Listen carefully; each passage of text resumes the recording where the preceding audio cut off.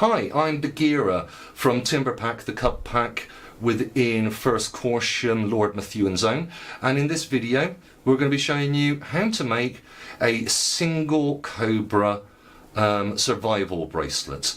We've taken our cubs through doing this one, but it's a really attractive little bracelet that you can wear, but amazing in a survival situation. You could end up undoing all of the paracord and then using that in a survival project, be it for making a ridge line for a bivouac, or you're ending up doing some hammocking or something like that. It's amazing how much cord you've actually got out of this. In the second video, I'll briefly show you one. We'll be ending up making a king cobra using a special time bracket within it.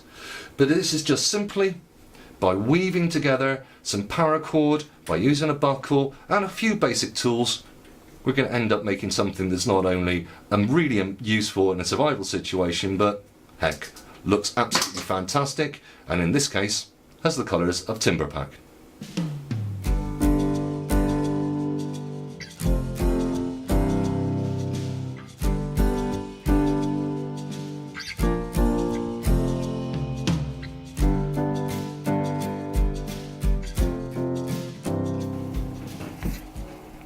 Okay, so for this project we've got a few supplies here. We've got a couple of lengths of paracord, approximately 5 feet of each. The exact length I can't exactly tell you because it's going to depend on the size of the wrist. I've got a set of pliers. I've got a lighter that we'll end up using for singeing ends off and joining cables. I've also got a pair of decent scissors so we can cut to length at the right time. I've got a tape measure. That's optional, you can actually size this around your own wrist, but I'm going to do it with a tape measure today, and a 2-part buckle. So one end with teeth, one end without, and the key thing to take a look at with your buckle is you'll notice it has a natural curve. That wants to be against your wrist. You don't want it jutting up, so you want to curve it in that direction. Now, the very first thing we're going to do is most certainly not for cubs. This is for a responsible adult. And what we're going to do is join our 2 ends together. Just to make this a little easier for myself, what I'm going to do is I'm going to snip off both ends. So they snip off like that. Try and keep them neat if you can, but it's not the end of the world if they don't. And then with your lighter, you're going to heat both ends.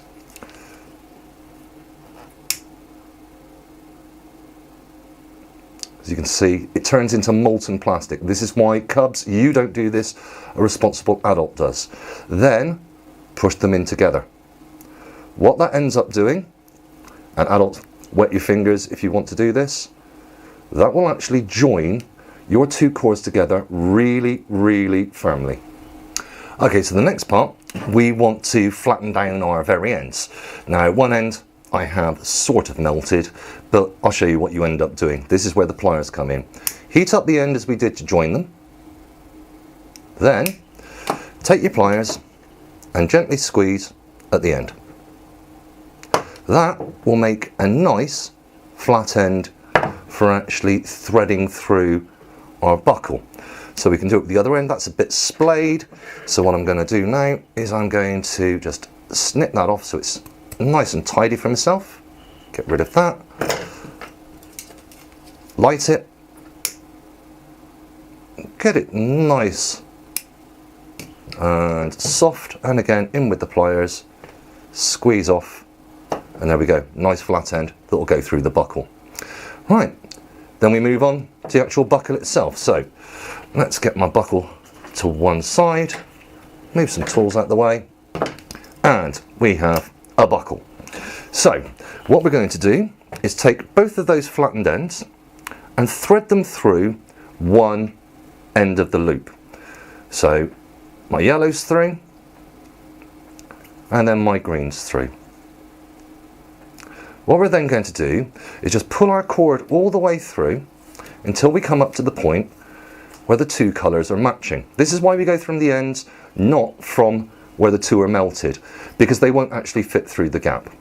What you want to end up doing is making yourself a loop at the very end. Doesn't matter exactly if you've got the colours precise, but you then want to thread the colours back through that loop.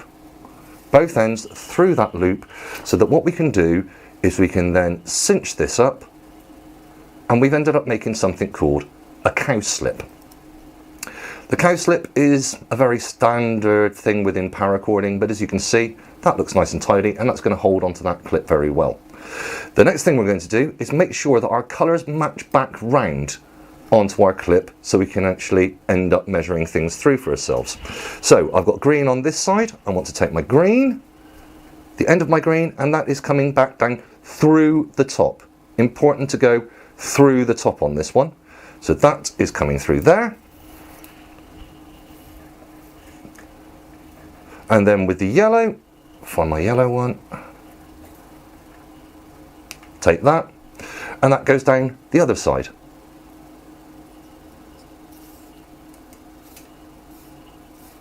Now there are two ways to actually size up your bracelet now. We've got the two ends. I can put it onto my wrist and using my two ends to tighten up. Rather difficult to do with a camera in the way.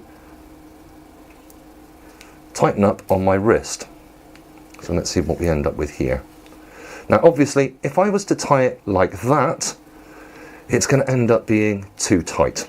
Okay, I'm just making sure my colours are right. So yep, I've got the yellow to the yellow, the right to right. So what you can do at that stage is you can actually size up with that and give yourself a little bit of a gap, because we're going to be wrapping more cord around it, and that will end up setting off our bracelet. The other way you can do it is you can actually end up measuring your wrist. So if I take myself a tape measure, now Cubs, obviously your wrists are going to be a lot smaller than this, but let's see what Baggy ends up with. So my wrist, it says, is about 19 centimetres. Okay, I need to add some length to that so I can actually go round. So if I add about 3 centimetres, let's see if that feels comfortable. Yeah, 22 centimetres looks good. The way I end up working that out is you end up taking your tape measure, placing one end to the solid part of the buckle, not the other part, because it's the entire length we want to be going round, and then stretching this out to the right length. And there we go. That looks about 22 centimetres. I'm quite pleased with that. So it's time to start doing the Cobra. Now, first and foremost, I've got to make sure I've got the curve working for me, and that's away. So I'm looking at the front of the bracelet, not the back that's going to be against my wrist, but the back of the bracelet. And then I've got to decide which side I want to be the side that, which colour I want to run down the centre. So seeing as we ended up having a lot of fun with this on the last session, where GB kept on saying green down the centre was wrong, I'm going to do green down the centre. So to do this, as you can see, I've just got it looped through at the top. I end up bringing my green across my two colours, then the yellow across that one, and back up from the hole that I've just made. I'm going to be careful with this because I don't want to end up shrinking or tightening things. So, and then I just give that a nice little firm tug, and I'm going to do exactly the same thing again. My green over the two, leaving a loop. The yellow goes over the green, back round the two and up through the hole. Let's pull that together and see what we've got. So I'm now going to try and do that fairly tightly, but not too much. And now, here's the moment of truth. Check to see if your buckle actually fits your wrist with some space to spare. So if I could ever manage this, there we go. That maybe is a little bit tight. That's a little bit tight. So what I'm going to end up doing is just paying back some of this thread just to loosen it off a bit. In fact, what I'll do is I'll take the last knot out of it and just pay back a little bit of each colour. Right, so I've now made that a little bit longer. Again, now let's see if I can remember the process to actually make another loop. Over the top, leaving a loop, over the green, back round the other two, and up through the hole I made in the first place.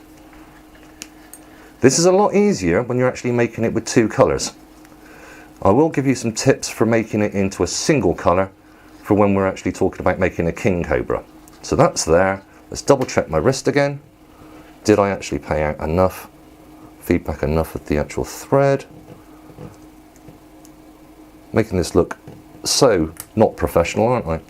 And there we go. I've got a bit more space in there now, so I'm much happier with that. So now I can continue with the weave. So to talk you through it again, take my middle colour over the top, the side colour over the top of that one, back through the other two, and through the hole we made in the beginning, and give it a good tighten. This is the key to actually getting this weave looking brilliant, is a really tight pull at the end. What you actually want it to do is, as you weave, this will gently curve. Okay, so same routine again, center colour over the two, my yellow over the top, and then back through, behind the other two, back through the loop I first made, and give it a tug. And that's now starting to do it. I'll talk you through this 2 more times, then I'll speed up the video, and then you can actually see what we have to do at the other end. This is where we'll bring the adults in. So, center colour, over the top, leaving a loop. My side colour, over that one, back round the other two, and up through the hole we made in the first place. Bring it up to a point, and tighten. Center colour, over the top, over that one we've just brought over, back round behind the other two, and through the loop we've just made. Slightly cinch up, and then a good pull. Okay, I'll speed up the video and we'll see what it looks like. And away we go.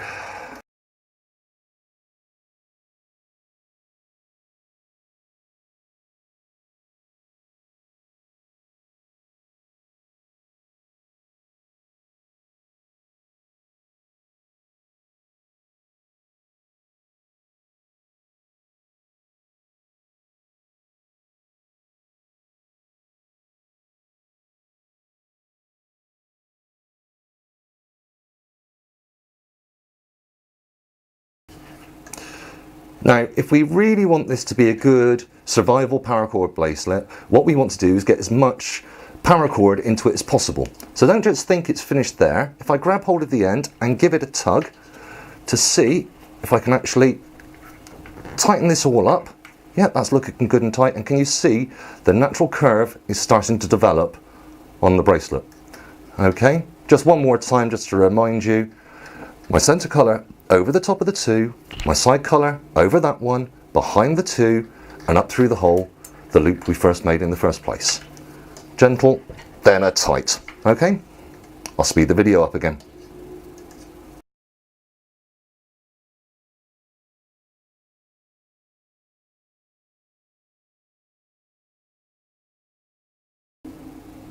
Okay, what I'm going to do is I'm going to pause the video, bring ourselves down to the end, and then show you how you finish off.